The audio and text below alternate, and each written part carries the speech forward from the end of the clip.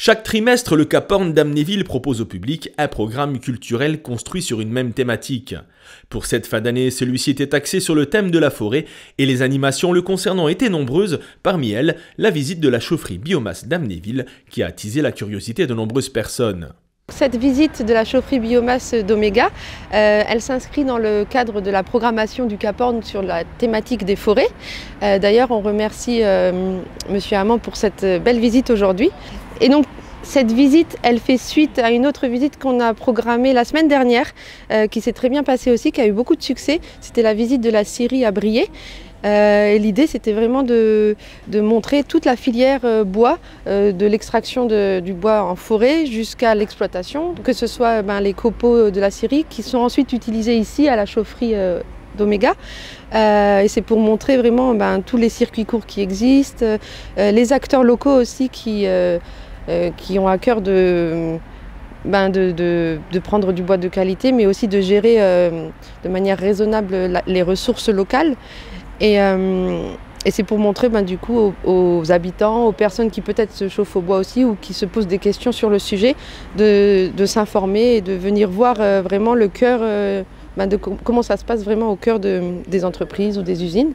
Et ces visites, elles sont aussi proposées au public scolaire. Donc ça, c'est aussi quelque chose qui nous fait vraiment plaisir et qui nous tient à cœur, de montrer les métiers qui existent aussi par rapport à la thématique de la forêt, au bois, et puis tout l'écosystème qui est en lien avec les forêts, l'exploitation du bois.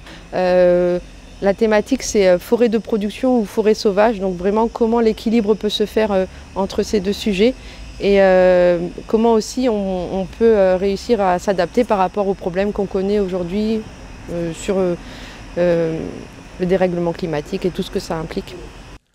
D'autres rendez-vous sont au programme ces prochaines semaines à Cap Horn, avec notamment un après-midi de sensibilisation aux enjeux de la libre évolution des forêts ou encore un ciné-débat avec Victor Noël.